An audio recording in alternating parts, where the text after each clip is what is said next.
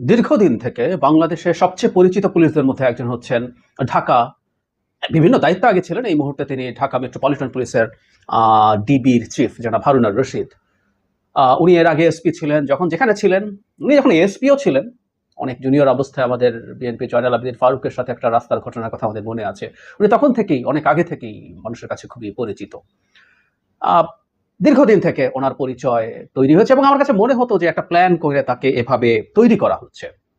সম্প্রতি ইনফ্যাক্ট আজই হাইকোর্ট তার ভাতের হোটেল নিয়ে, জনাব হারুনের একটা ভাতের হোটেল আছে আমরা জানি, যেই যায় তাকে ভাত খাওয়ায়, যদিও কোটা আন্দোলনের সমন্বয়ক 6 সমন্বয়ককে সেই ভাতের হোটেলে নুডলস খাওয়ানো হয়েছে, সেটা প্রসঙ্গে হাইকোর্ট অত্যন্ত কঠোর মন্তব্য করেছে এবং এই কঠোর মন্তব্যটা আমার মাথায় একটা নতুন প্রশ্ন জাগিয়েছে। হাওয়া কি তাহলে খুব দ্রুত পাল্টে যাচ্ছে? প্রশ্নটা এসছে। এর মধ্যে আরেকটা ব্যাপারও অনেকে কথাবার্তা, কিছু দুষ্টু কথাবার্তা বলছেন তাকে নিয়ে। আমি মনে করি আমাদের ফোকাস মূল কাজে থাকা উচিত, দুষ্টু কথাবার্তাতে কম মনোযোগ যাতে আমরা দেই। ফেসবুকে দেখছি অনেকে বলছেন জনাব হারুনকে নিয়ে। যাই হোক, যে কথা বলছিলাম, তাকে এক ধরনের তার ইমেজ বিল্ডিং এর চেষ্টা দেখছিলাম। ধরুন আপনি সরাসরি ডিবি অফিসে যাচ্ছেন আপনার অভিযোগ নিয়ে, এটা তো সিস্টেমের কথা ছিল না, নিয়মের কথা ছিল না। আপনার অভিযোগ থাকলে আপনি একটা লোকাল থানায় যাবেন, সেই থানায় যদি প্রয়োজন হয় কোনো ইনভেস্টিগেশনে তখন সেটা ওইখানে যাবে এবং সেখান থেকে এই কাজগুলো হবে। মানে কারো কোনো সমস্যা হচ্ছে, সবাই ওনার ওখানে যাচ্ছেন, উনি সবাইকে খাওয়াচ্ছেন, আবার সেটা ছবি দিচ্ছেন, ভিডিও দিচ্ছেন। আমাদের মনে থাকার কথা বিএনপির গয়েশ্বরচন্দ্র রায়কে একবার নিয়ে ভিডিও করে সেটা জনাব রায় দাবি করেছেন তাকে জানানো ছাড়া সেই ভিডিও পাবলিক করে দেওয়া হয়েছে। এটা আপনি করতে পারেন না। আপনি গোপনে ভিডিও করতে যেমন পারেন না, একই সাথে সেই ভিডিও পাবলিক করতে পারেন না, সেটা সাধারণ ভিডিও হলেও, যে কোনো ভিডিও। যাই হোক, এই ঘটনাগুলো ছিল। তো ওনার এই চর্চাটা আমাদের অনেকেরই চোখের সামনে পড়েছে। আমরা যেহেতু এই দেশে এক ধরনের স্যাটায়ারে অভ্যস্ত হয়ে গেছি, আমরা স্যাটায়ারই মূলত করেছি। জনাব হারুনের ভাতের হোটেল ট্রোল করেছি, নানান রকম মিম বানিয়েছি, তাকে দেখলেই এই ধরনের কথাবার্তা বলেছি। গতকালের ঘটনাটা আসলে একেবারে কাঁচা কাজ, ফালতু কাজ, তৃতীয় শ্রেণীর একটা কাজ হয়েছে, উদ্ভট কাজ হয়েছে, যে কোনো বিবেচনা আমরা বলি, আমরা সবাই কথা বলছি। আজ হাইকোর্টে এই ছাত্রদেরকে নিয়ে আলাপ উঠেছিল। আলাপ হওয়ার খুব জরুরি কারণ আছে, কারণ আমি গতকালই বলেছি এবং আমি দেখলাম যে আমাদের আইনজীবীরাও ঠিক এই কথাগুলো বলছেন। আপনি তাদেরকে কিভাবে তথাকথিত নিরাপত্তা হেফাজতে নেন? আপনি আটক করতে পারেন, আটক করলে আপনাকে 24 ঘন্টার মধ্যে কোর্টে দিতে হবে, এটা একদম আমাদের কনস্টিটিউশনে লেখা আছে।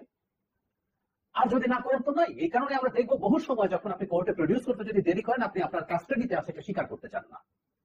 উদ্ভট গল্প। ইভেন স্বরাষ্ট্রমন্ত্রী বলছেন যে তাদের নিরাপত্তাহীনতা, তাদেরকে নিয়ে যাওয়া হলো এবং তাদেরকে নিয়ে যাওয়া হলো তাদের বাবা মায়ের সাথে দেখা করতে দেওয়া হলো না, তাদের শিক্ষকদের সাথে দেখা করতে দেওয়া হলো না।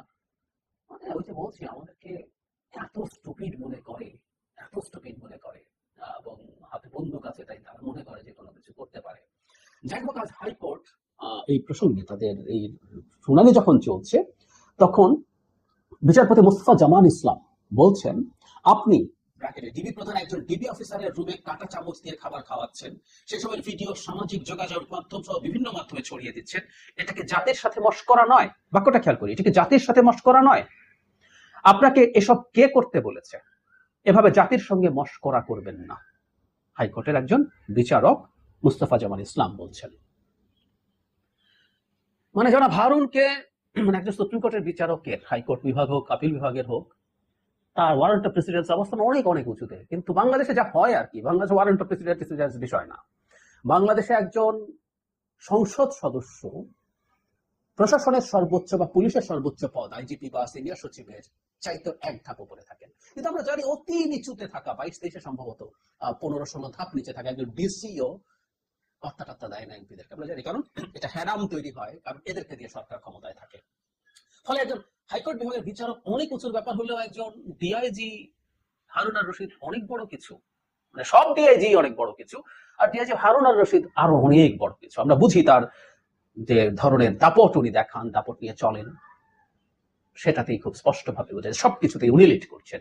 বিএনপি অফিসে কিছু করতে হবে, উনি লিড করছেন। যেন মির্জা ফখরুলকে গ্রেফতার করতে হবে, উনি করছেন। কোটা আন্দোলনের সবাইকে ধরপাকড় করতে হবে, উনিই করছেন। বাংলাদেশে পুলিশের এই শুধু এই বিভাগটাই আছে এইরকম। তো এইরকম একজন মানুষের বিরুদ্ধে হাইকোর্ট বক্তব্য দিচ্ছে, আমি এটাকে একটু ডিফারেন্ট ভাবে দেখতে চাই। তারা নিশ্চয়ই পারেন, নিশ্চয়ই বলতে পারেন, এবং একজন হাইকোর্টের বিচারকের অনেক অনেক ক্ষমতা আছে। কিন্তু এই যে বলা হলো এই সময়ে, আমি এটাকে একটু ভিন্নভাবে দেখতে চাই। শুরুতে বলেছি, এটা কি পরিস্থিতি বা হাওয়া পরিবর্তনের একটা ইঙ্গিত? আমি মানি এখনো হয়তো কিছু হাইকোর্ট বিচারপতি আছেন যারা, বিচারক আছেন যারা তাদের সততা, তাদের ইন্টিগ্রিটি দিয়ে বিচার কার্য পরিচালনা করতে চান। কিন্তু 15 বছরে আমরা যেভাবে আওয়ামী লীগ নিয়োগ দিয়েছে, এর মধ্যে সেই ধরনের বিচারক আর এখন ক্ষমতায় আছে আমাদের মনে হয় না। কারণ এর আগে যারা নিযুক্ত হয়েছিলেন প্রায় সবাই আসলে মেয়াদ শেষ হয়ে যাওয়ার কথা, তাদের মানে চাকরির বয়সও শেষ হয়ে যাওয়ার কথা। অল্প কয়েকজন থাকতে পারে, যে কয়েকজন থেকে থাকবে তাদের পক্ষেও এই বৈরী পরিস্থিতিতে সঠিক বিচার করা কতটুকু সম্ভব সেটা আমাদের মানে মনে রাখা দরকার। আমি বহুবার উদাহরণ দিয়েছি যে একজন প্রধান বিচারপতি এস.কে সিনহাকে ঘাট ধরে দেশ থেকে বের করে দেওয়া হয়েছিল, সেটা আস্ফালন করে যেন ফজলুল তাপস বলেছেন। তার মানে ওনাদের এটাতে হ্যাডাম যে একটা প্রধান বিচারপতিকে আমরা বের করে দিতে পারি, উনি নাকি আবার একটা ব্যারিস্টার, উনি এভাবে বলতে পারেন, এটা করলেও এভাবে বলা যায়। তার মানে আপনি দেখাতে চেয়েছেন আপনি ক্রমাগত এই ভীতিগুলো উচ্চ আদালতের সামনে এনেছেন। কারণ কনস্টিটিউশনালি আর্টিকেল 116 অনুযায়ী লোয়ার জুডিশিয়ারি এখনো সরকারের কার্যত সরকারের অধীন, হায়ার জুডিশিয়ারি যেটা হাইকোর্ট সেটা সাংবিধানিক ভাবে সরকারের নিয়ন্ত্রণের বাইরে আছে। কিন্তু তাহলে আপনি তাকে কন্ট্রোল করবেন কি দিয়ে? এক হলো আপনার মতো আপনার একেবারে চেলাচামুন্ডা দিয়ে বিচারক নিয়োগ করে তাদেরকে সেই জায়গায় ভরে ফেলা, আর হচ্ছে ভীতি তৈরি করে যে দেখো এস.কে সিনহাকে কি করেছি। সেখানে আজকে হাইকোর্টের একজন বিচারক যখন সবচেয়ে পাওয়ারফুল পুলিশ, সম্ভবত আমি আইজিপি বা অন্য কেউ ওনার চেয়ে বেশি পাওয়ারফুল বলে অন্তত আমাদের বাইরে থেকে মনে হয় না, বাইরে থেকে তা জানি না, মেবি ডিফারেন্ট, কিন্তু আমরা বাইরে থেকে আমাদের পারসেপশন হচ্ছে এরকম। তো তাকে যখন মস্করা করছেন বলা হয়, সেটা থামাতে বলছেন, এটাকে আমি একটু সিরিয়াসলি কগনিজেন্সে নিতে চাই। এবং এই কগনিজেন্সে নিয়ে আমি বলতে চাই, হাওয়া পাল্টাচ্ছে এই রায়, এই বক্তব্যটা আমাদের কাছে সেই বার্তাই দেয়।